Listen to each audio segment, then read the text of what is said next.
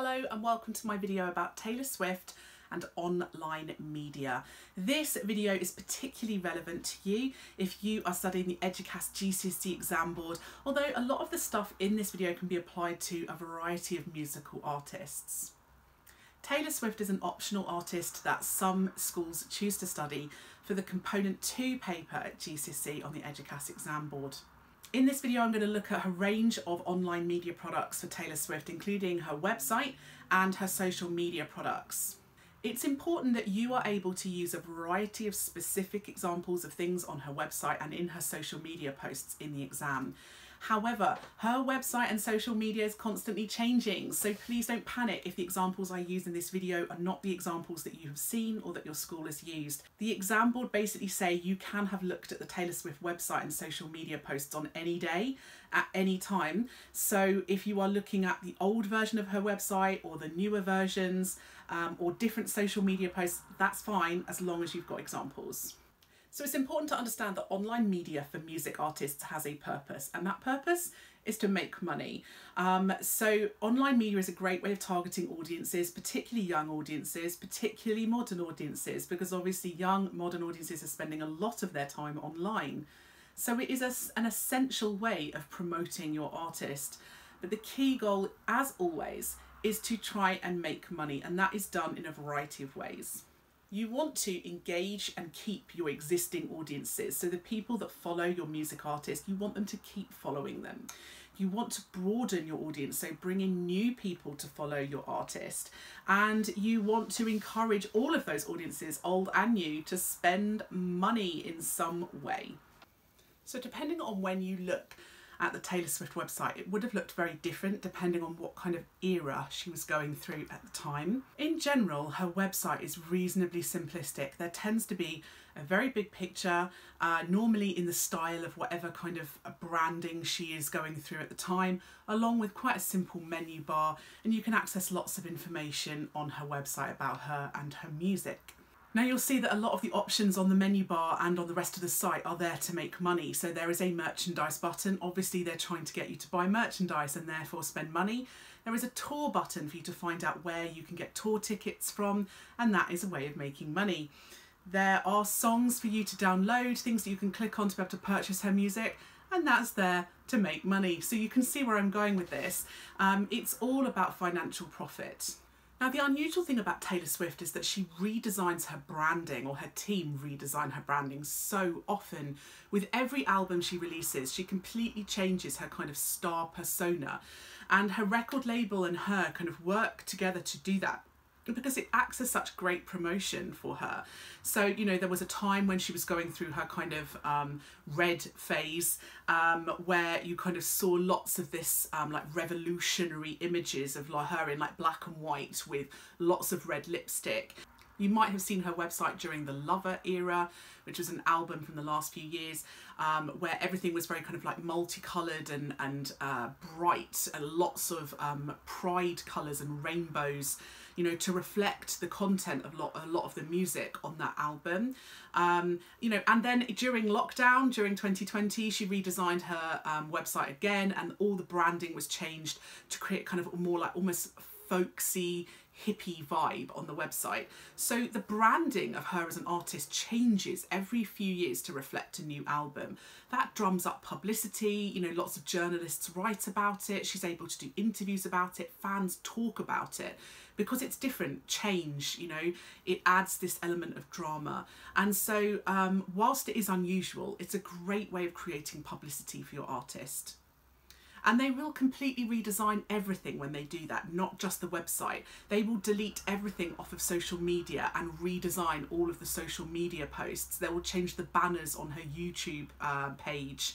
They even had a moment where it said, you know, the old Taylor can't come to the phone right now, you know, the old Taylor is dead. And then, you know, this idea that there was a date for the release of her next album. So really quite shocking changes, and this idea that her star personas kind of die and then are reborn, and she is, you know, kind of reincarnated in different ways in different albums. So it's creating this ever-changing star persona, and that is her brand. So it doesn't really matter when you look at her website or social media, as long as you're aware that that's what she does and why she does it. Now, obviously, Taylor Swift is present on a range of social media platforms, and she uses different social media platforms to target different audiences. So Facebook is now primarily used by people who are aged 30 and over.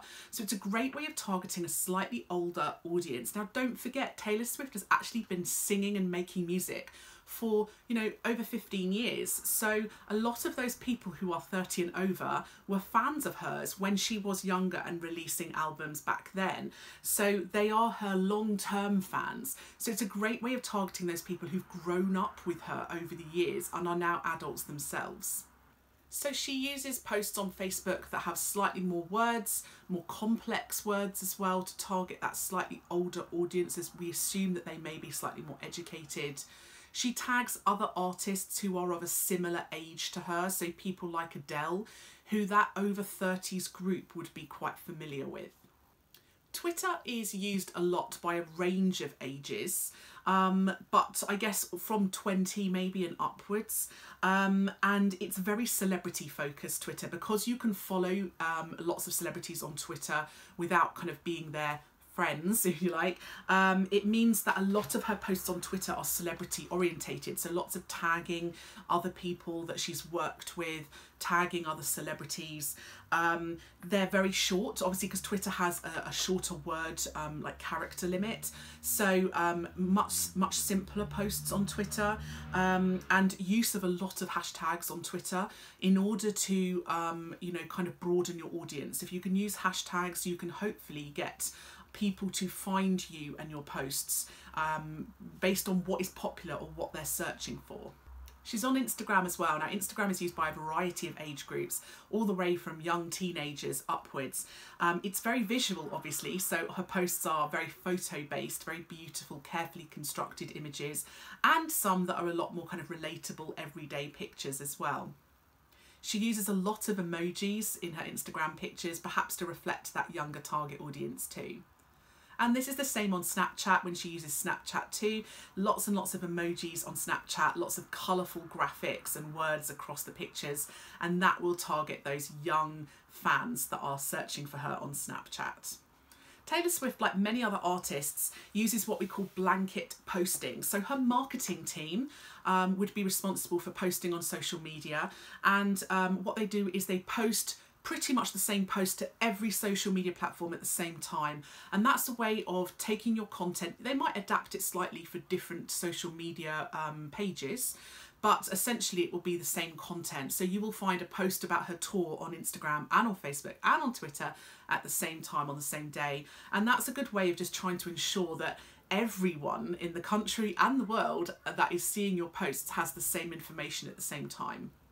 Social media is so key for music promotion because people have the ability to share, and obviously online media has a global reach, you know, people all over the world. So if you can put your music artists on social media and have your fans share, it's going to broaden your audience. So Taylor Swift is always encouraging her audience to share certain things, to repost, to retweet, because that will always broaden her audience and try and encourage more fans to appreciate her and to buy her music.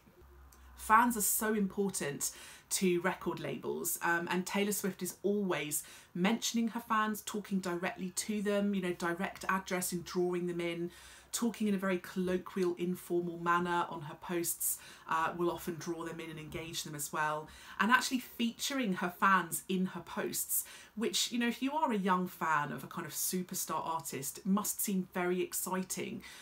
So she will retweet things that fans have said, or she will take a picture. If a fan has taken a picture of themselves holding up like her new album, she will kind of make her own little kind of collage of the fans holding up her merchandise. A, that makes the fans feel really excited, engaged and welcomed, like they're kind of her real friends. But also B, it's promoting the merchandise they're holding up. So it's kind of a two-pronged assault, if you like. But yeah, so, you know, people will post stuff to her in the hopes that she might repost it. There's almost two sides to Taylor Swift on her online media. You have this really kind of professional side where you see her in her tour outfits, in costumes on stage to billions of people. And that makes her seem very successful and rich and high status and like a quality singer. And then you have the other side, which makes her seem very relatable, like a normal everyday person. And that is created through a variety of media language online. So the use of her posting pictures of herself in her pajamas, or, you know, eating Christmas dinner. There's lots of posts of her with her cats, you know, talking about her family and her friends and hanging out and eating pizza, pictures of her without her makeup on and sort of chilling out. And so it's this idea that it makes her feel homely and it makes her feel like she's just one of us. So it's kind of this idea of creating a star persona which would appeal to that target audience.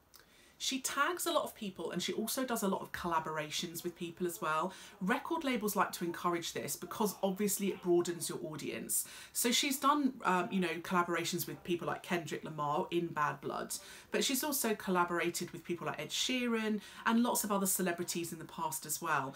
And that will almost double your target audience because you'll get those fans listening to your music and those fans following you on social media too. So tagging those people in your posts, mentioning them in social media, putting links to their music on your website, or just doing collaborations with them in general is a great way of broadening your audience and bringing in more fans, different fans who perhaps might not have listened to your music before. Online media has also opened up a huge amount of other opportunities to make revenue for record labels and for celebrities. You know, advertisers who were placing adverts in magazines and newspapers are kind of stopping doing that now, or certainly you know, lowering those levels of advertising, because not that many people are buying print products, but a lot of people are going online every day. So digital advertising has become something that is on the rise, and that could be placing, you know, adverts, purchasing advertising space down the sides of Taylor Swift's website. Sometimes she does do that. So selling advertising space. It could be paid for promotions like brand deals, partnerships and sponsorships. So for example, at some point she was sponsored by Instax, which is a camera brand, like a bit like a Polaroid camera. And, you know, so she was pictured talking about the cameras and posing with the cameras on her website and also on her social media pages. And doing deals like that will obviously be really useful for her record label to make more money. And it'd be a great way of bringing in that extra revenue. So that was my easy to understand guide to Taylor Swift and online media. Obviously you can apply all of this information to any other artists you are doing, whether that be Bruno Mars, Pharrell Williams, Katy Perry or somebody else. But I will try and do some more videos as and when I can. Don't forget to hit subscribe if you want to be updated when new videos get posted, and check out my channel for lots of other videos that might be relevant to you. If there's anything I don't already have that you would like me to do a video on, just leave a little comment below and I'll see what I can do.